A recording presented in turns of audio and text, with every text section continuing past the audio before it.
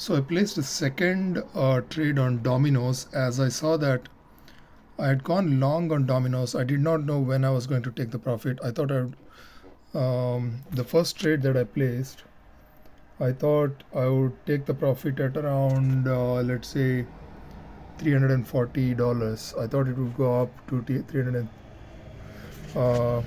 $343 if you look at the 1 day chart. So this is the Dominos trade for the day. So instead of going, I thought it would be going up because if you see the MACD, it has to go up straight towards 50 RSI, and then this has to move upwards.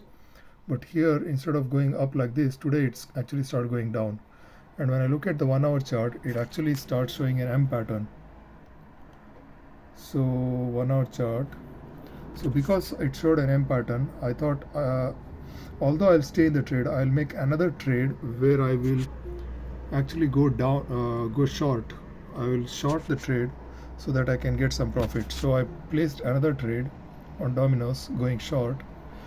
So in this case, I'm expecting it to go from 478 to 473 or 474, and I should get a profit of $100. So while it's going down, I can still take a profit, but unfortunately, right now, the first trade is down 600, and the second trade is now already 230.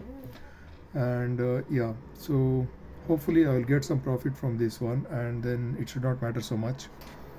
And the first trade will go down further to 800 something, and the stop loss for the first trade is around 857. So it should go, if it goes to 473, so it should be fine. It won't go down till, if I can keep the stop loss even further down for this, let's say 900. So that should be fine.